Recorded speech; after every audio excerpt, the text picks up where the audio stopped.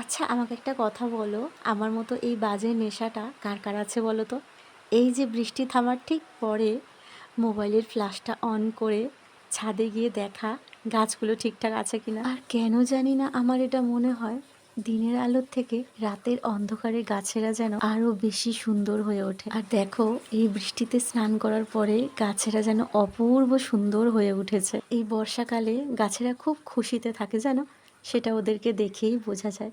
দেখো, প্রতিটা পাতা কি সুন্দর ঝলমলিয়ে উঠেছে। বিশেষ করে এই বর্ষাকালে গাছেরা এত সুন্দর হয়ে ওঠে যে ওদের এই ঝলমলে রূপ দেখে আমরা ভাবি বর্ষাকালে মনে হয় আলাদা করে গাছের আর কোনো যত্নের প্রয়োজন নেই। তবে এটা আমাদের ভুল ধারণা। বর্ষাকালে আরো বেশি করে গাছের যত্নের প্রয়োজন হয়, কারণ বর্ষাকালে অতিরিক্ত বৃষ্টিতে গাছের গোড়ায় জল জমে যায়, আর এই কারণেই ফাঙ্গাস বা পোকা বেশি করে অ্যাটাক করে। এই বর্ষায় তোমরা নিজেদের সাথে সাথে নিজেদের গাছকেও যত্নে রেখো। আজ আসি, আবার পরে গল্প হবে।